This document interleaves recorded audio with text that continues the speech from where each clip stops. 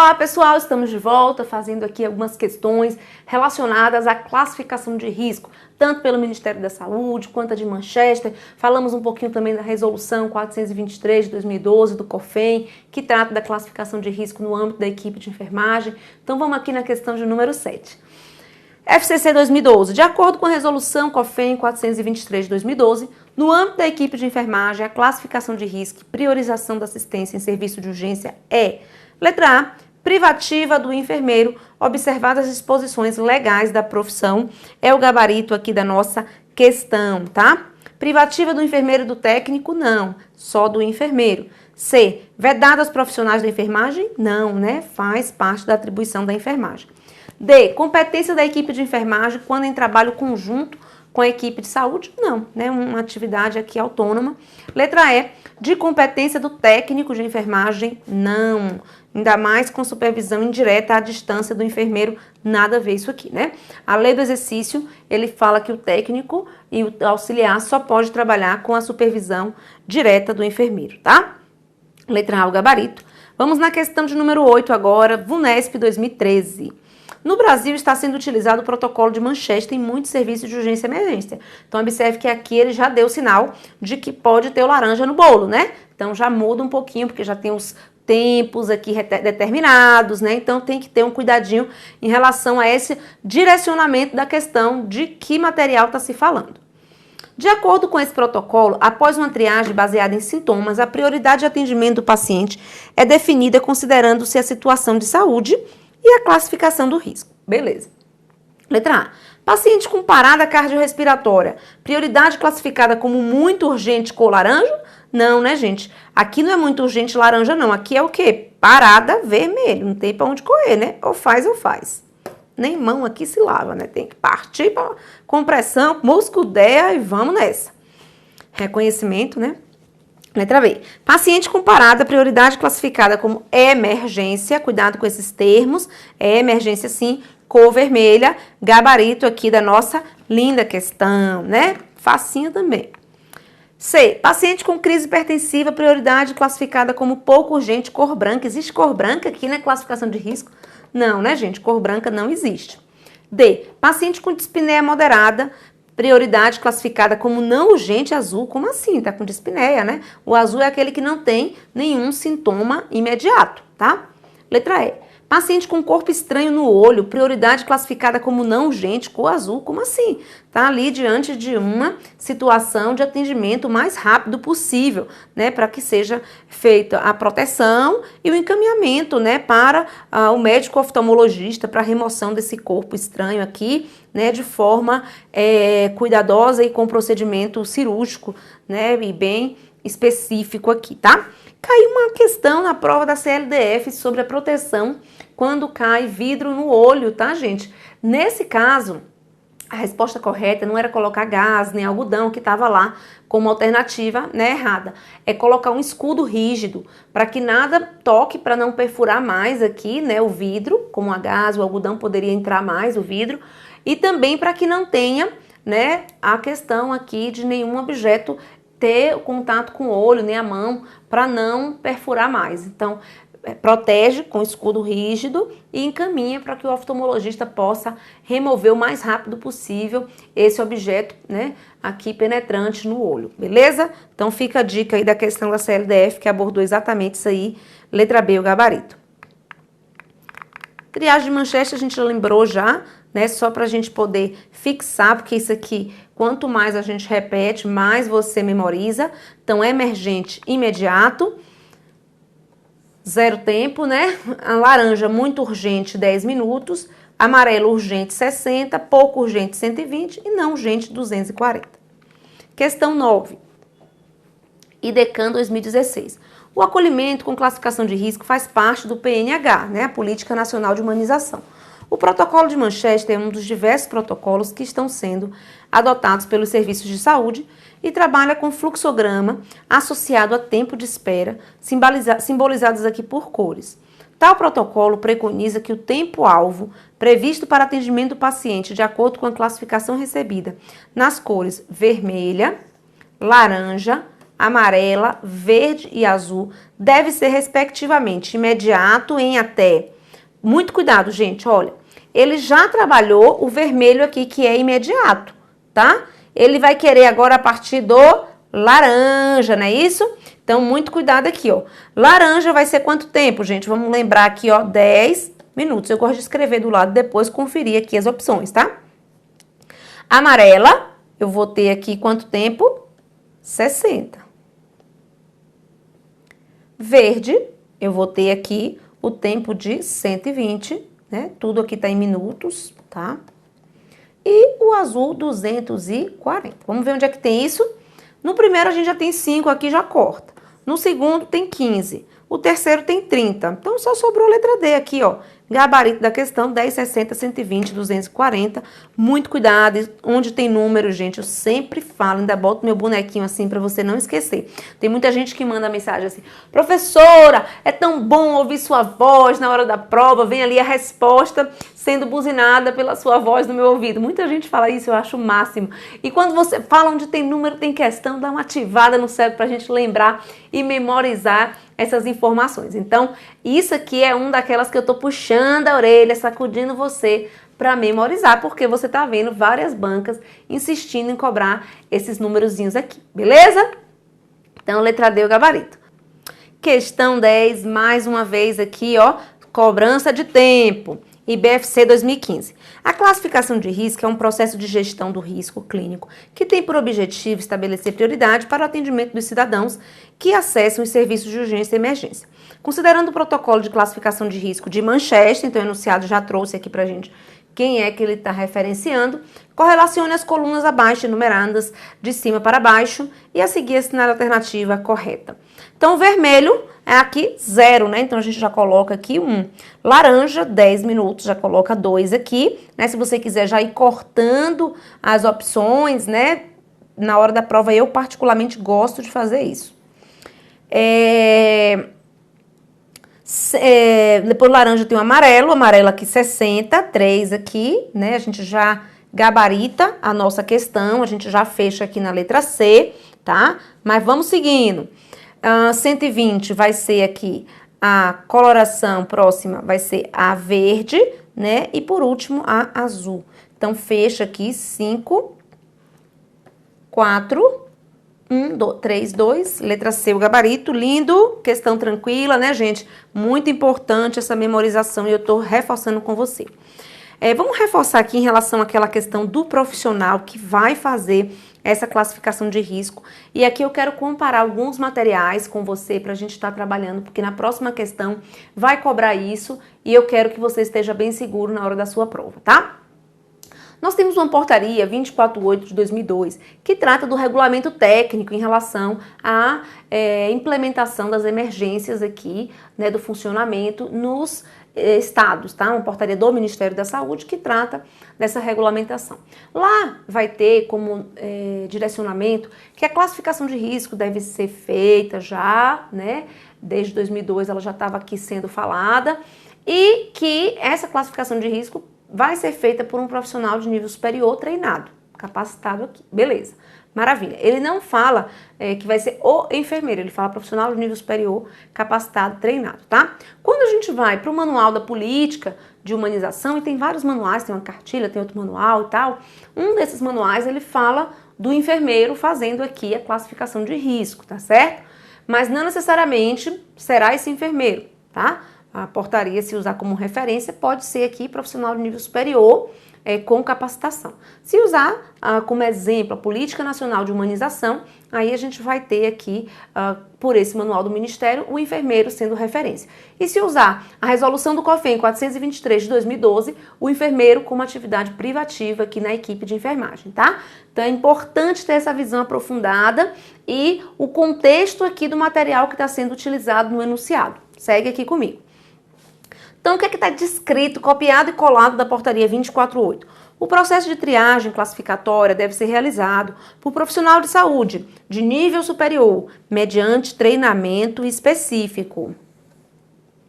e utilizado de protocolos pré-estabelecidos, né, que são aqueles fluxogramas já determinados. E tem por objetivo, né, a portaria já trazia o objetivo dessa classificação de risco, avaliar o grau de urgência das queixas dos pacientes, colocando em ordem de prioridade para atendimento.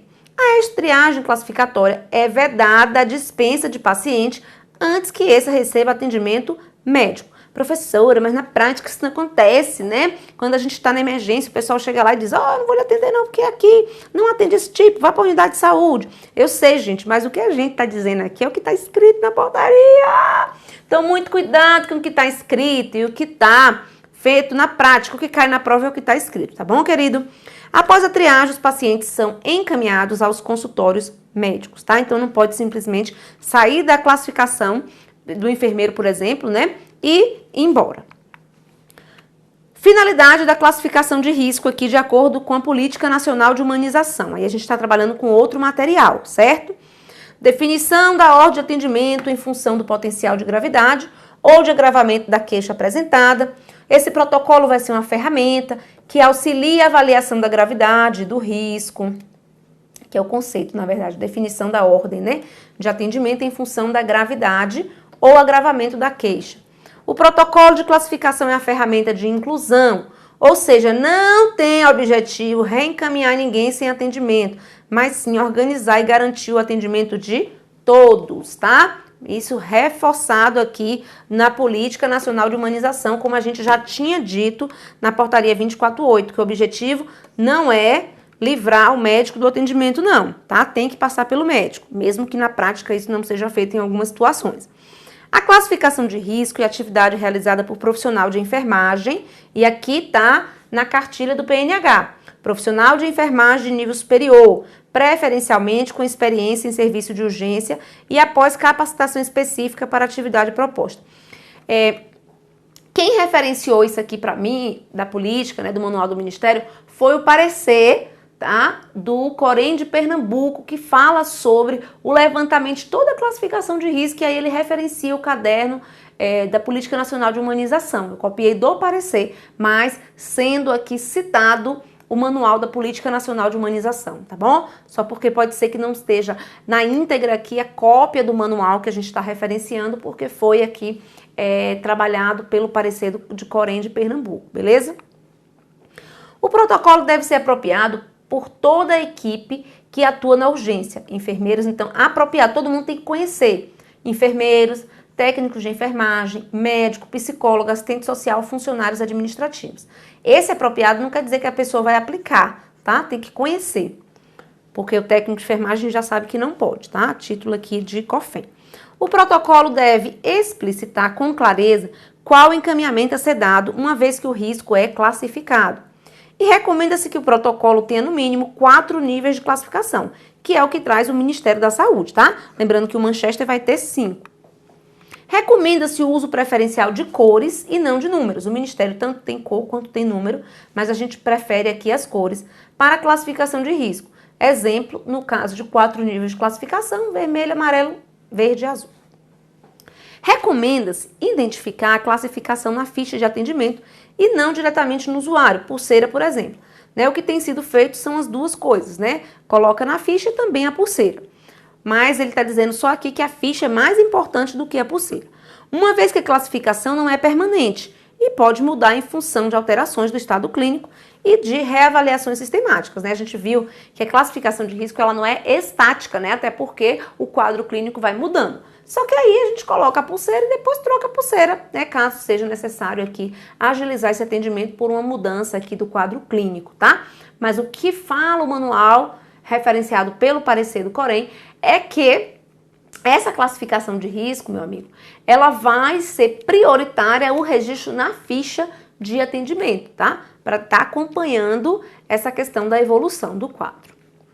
Caso fique definido que nem todos os usuários passarão pela classificação de risco, os casos que não serão classificados devem ser caracterizados de acordo com a especificidade e a pactuação feita em cada serviço. Exemplo, sutura, gestante, ginecologia, oftalmologia, porque isso aqui não é uma receita de bolo, não. Cada serviço vai ter que ajustar aqui algumas situações e algumas necessidades. Então, esse parecer lembra pra gente que a classificação de risco é dinâmica. Qual a palavra-chave para a questão aqui? Bem bacana, né? Classificação de risco dinâmica. Sendo necessário que, periodicamente, se reavalie o risco daqueles que ainda não foram atendidos ou mesmo daqueles cujo tempo de espera após a classificação é maior do que aquele que foi aqui estabelecido no protocolo. Então, precisa estar sempre reavaliando. É muito importante que a organização do atendimento na urgência, por meio do acolhimento com classificação de risco, seja divulgada com clareza para os usuários. Foi aquilo que eu falei, né? Tem que estar na parede, tem que informar o paciente qual é a ordem, por que ele está sendo ali classificado daquela cor, para que ele tenha noção do tempo de espera, de como que funciona, né? Que outras pessoas vão ser atendidas primeiro do que ele, mesmo tendo chegado depois, né? Qual o motivo. Então isso é importante para não gerar ansiedade, não gerar estresse e confusão na emergência. Ó, aqui a questão que eu tô te falando da UPE de 2015. No que diz respeito ao acolhimento com classificação de risco em serviço de urgência, assinale a correta aqui, né? A alternativa correta. Letra A. Para viabilizar a construção de redes nacionais de atendimento, os protocolos de classificação de risco devem ser iguais para todos os serviços envolvidos. Tem que ser igual, gente? Eu acabei de falar, né? Tem classificação de risco em obstetrícia, na atenção básica é de um jeito, no hospital é outro jeito, né? Outro direcionamento. Então, ela vai ser, vai ter o esqueleto e as adaptações para cada serviço. Então, não vai ser igual, não. Letra B. A classificação de risco é atividade que pode ser realizada por enfermeiro, assistente social, psicólogo e fisioterapeuta após capacitação específica para tal. Esse aqui, o que acontece? Quando eu falo da portaria 248/2002, que fala que seria um profissional de nível superior com capacitação, estaria certa, tá? Mas a título de PNH não estaria certa porque ele fala do enfermeiro. Vamos ver se tem um melhor, tá? Que esse aqui tá dúbio. Letra C. A realização da classificação de risco por si só garante acentuada melhoria na qualidade da assistência. Gente, claro que não garante, quer dizer que se eu botar a classificação de risco, tá tudo certo, tá tudo resolvido. Não, eu tenho que ter um local limpo, eu tenho que ter material, tenho que ter médico para atender depois, tenho que ter medicamento. Não é só ter a classificação de risco e a qualidade, ó, top de linha, ia ser bom, né? Não é só isso, isso aqui é um dos parâmetros, é uma das características importantes para a melhoria da qualidade do atendimento, mas não é aqui suficiente, não é único aqui, não é ele que vai garantir isso, tá? Então tira esse termo garante, muito cuidado com esse termo aqui nas questões, tá? Palavrinha do mal. Letra D. A existência de um espaço ou local para o primeiro atendimento do usuário no serviço de urgência caracteriza a atividade de acolhimento do indivíduo. Então, ele está me dizendo que basta ter um espaço ou local para o primeiro atendimento do usuário, isso já vai representar aqui a atividade de acolhimento. Opa. Quando eu vou no Caderno de Atenção Básica 28, volume 1, que vai trazer lá vários conceitos e exemplificações para o acolhimento, tudo que ele fala é isso aqui, ó. O acolhimento não representa um local. Pode ser que tenha um local para fazer o acolhimento, top, mas não representa um local, gente. É chegar aqui na unidade de saúde, o profissional, qualquer um que seja, porque acolhimento é diferente, classificação de risco, a gente já repetiu isso 1 milhão de vezes, mas eu não canso de explicar, tá? O acolhimento não é classificação de risco, acolhimento é mais amplo, é acolhimento com classificação de risco. Aí a classificação de risco, preferencialmente o enfermeiro aqui, né, com a especialização em emergência, capacitado, para fazer a classificação de risco. O acolhimento não, o acolhimento é qualquer profissional. É o técnico de enfermagem, o fisioterapeuta, o psicólogo, qualquer um. Chegou um paciente ali no posto de saúde, por exemplo. Ô senhora, o que a senhora precisa? Ah, eu tô com isso, precisando disso. Ah, tá, tudo bem. Então a senhora vai procurar a sala tal, vai procurar fulano para resolver isso. Isso é acolher, é ouvir o que a pessoa tá falando, é entender, é escutar com qualidade, é olhar olho no olho, é, se possível, pegar na mão e levar junto para onde que ela tem que ir, o que ela vai ter que fazer para resolver o caso dela, se você mesmo não puder resolver. Então, isso é acolher. Acolher é mais amplo, tá? Então, não precisa ter uma sala para fazer esse tipo de serviço de acolhimento e o Caderno 28 traz isso pra gente, tá? Letra E. O protocolo de classificação de risco é uma ferramenta de inclusão, pois não tem como objetivo reencaminhar ninguém sem atendimento. mas sim organizar e garantir o atendimento dos usuários que necessitam do serviço. Isso vai estar tanto no PNH quanto na portaria 2048 que a gente reforçou com você, tá certo? Então, não é para mandar o paciente embora, a classificação de risco, é para organizar e priorizar o atendimento com equidade, atender primeiro quem precisa ser atendido primeiro. Letra E foi o gabarito, tá? Retorno aqui para a gente, mais uma vez, discutir a letra B, né, que a gente tinha aqui colocado como estrelinha, né? Então, essa questão seria uma passível de recurso, porque classificação de risco é uma atividade que, em tese, pela portaria 2048, poderia ser desenvolvida por profissional de nível superior, enfermeiro, assistente social, psicólogo, fisioterapeuta, todos aqui são de nível superior, após capacitação específica para tal, que é o que diz lá na portaria exatamente, tá? Mas não foi a prioridade aqui, eu acredito que tendo em vista o manual da política de humanização que traz pra gente aqui a escolha do profissional enfermeiro, tá bom? Então, letra E é o gabarito, mas cabe recurso com base na portaria, como eu avisei a você, tá? Porque o objetivo da gente não é só dizer o gabarito aqui não, tá, gente? É discutir, é entender as coisas de uma forma mais completa, tá bom? Então, vamos na questão 12, da IDECAM. Se o paciente que dá entrada no pronto-socorro é classificado pelo enfermeiro como amarelo, qual o tempo máximo para atendimento aqui de espera, de acordo com o protocolo? Então, eu tô falando de Manchester, né? Porque o tempo no Ministério da Saúde a gente não tem, a gente tem os termos mais genéricos, emergência, urgência. Aqui, amarelo para a Manchester vai ser 60 minutos, tá? Sendo que 10 é o laranja, 120 é o verde e 240 vai ser o azul.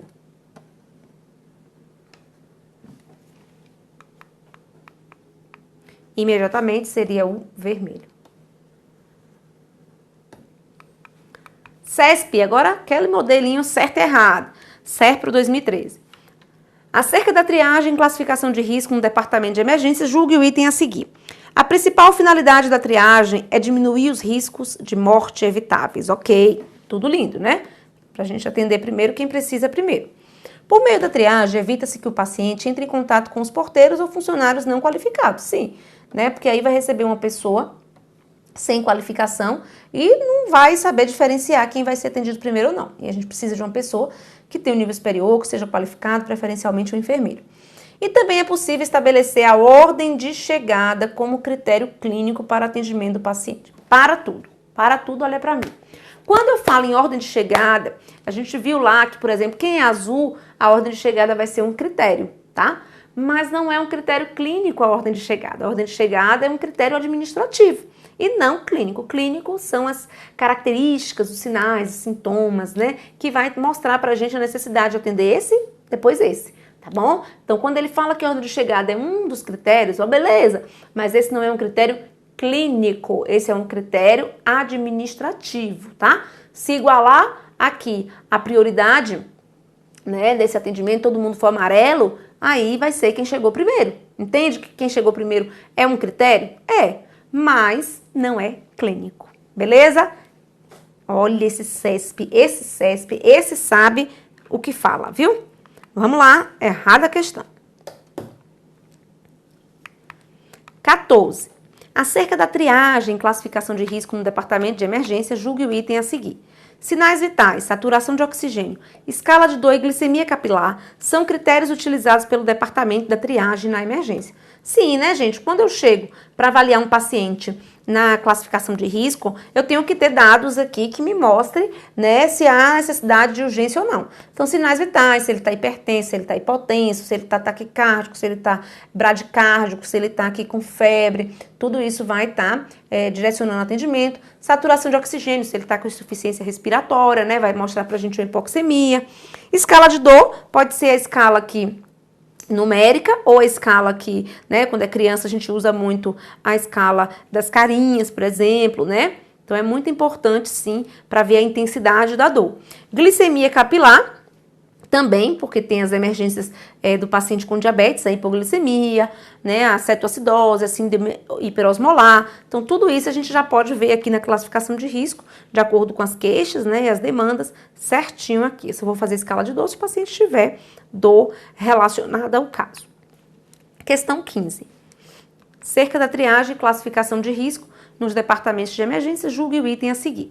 O serviço de triagem pode ser realizado pelo enfermeiro e é considerado uma nova área de atuação desse profissional, visto que contribui para garantir o acesso do paciente ao tratamento, para diminuir o tempo de espera e para a diminuição dos riscos e das ocorrências de iatrogenias, melhorando assim a qualidade do atendimento dos pacientes. Então ele está falando aqui que o serviço de triagem pode ser pelo enfermeiro, sim, é uma nova área de atuação, né? Não é tão nova assim, mas em vista de outras coisas que o enfermeiro faz, é novo, sim.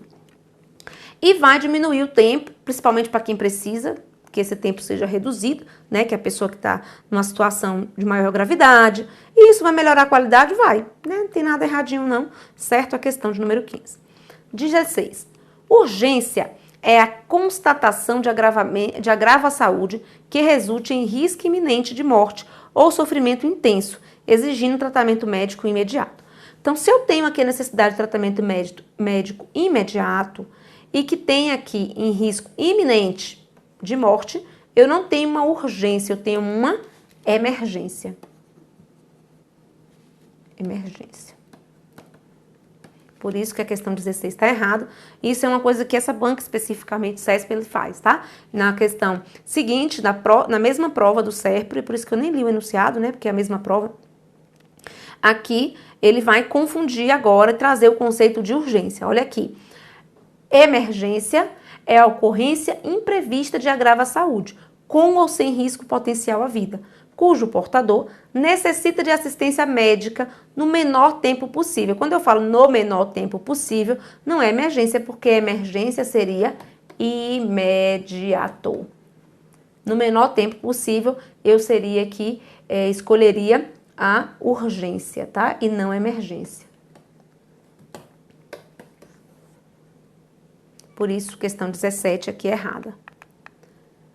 Questão 18, EBSE aqui 2015. Protocolo de Manchester, já vai dizendo aqui. O protocolo de Manchester é adotado em muitos países para classificar o risco de pacientes que procuram os serviços de urgência e emergência e, consequentemente, priorizar o atendimento. Considerando o protocolo de Manchester, durante a classificação de risco, um paciente com queixa de dor torácica que refere apresentar obstrução de via aérea ou respiração inadequada é classificado com que cor? Gente, não tem nem o que pensar. Dor torácica, provável infarto. Obstrução de via aérea, respiração inadequada, só sinal da bagaceira, né? Só sinal de alarme aqui importante. Então, sem dúvida, vermelho e o tempo aqui de espera, nada, né? Atendimento imediato. Letra B aqui o gabarito, sem sombra de dúvidas. Questão 19. Um paciente com 35 anos, sexo masculino, com sinais vitais estáveis, com queixa de vômito e diarreia há 3 dias, sem sinais de desidratação. Então, tá sem sinal de desidratação, né? Já tira aí um sinal de alerta. Né? O paciente novo, não é idoso, não é criança, importante também isso. Passou por acolhimento com avaliação e classificação de risco, sendo classificado da cor verde. Nesse caso, é estabelecido como atendimento prioridade 0. Emergência, atendimento imediato? Não, tem nem sinal de desidratação? Não, não é imediato, né? Prioridade 1, urgência, atendimento mais rápido possível? Também não. Não tem aqui nenhuma situação de urgência para esse paciente, tá? Prioridade 5 nem existe, né, gente? Só vai aqui até a vermelha, que é 0, o amarelo, que é 1, o verde, que é 2, e o azul, que é 3, tá? Então, não tem nem 5, nem 4. D, prioridade 1, de acordo com a ordem de chegada, agendamento para outra semana. Não, porque aí, gente, ele tá com diarreia, ele tá sem desidratação, mas ele precisa ser orientado, ele precisa ser atendido. Então, essa aqui de agendar para outra semana, a uma diarreia também não é condizente. Prioridade 2, aqui a letra E, prioridade, mas não urgente, seria a cor aqui para ele, o que, gente? Verde, certinho, que é justamente o que ele está pedindo, que é justamente o meu gabarito aqui da nossa questão, tá certo?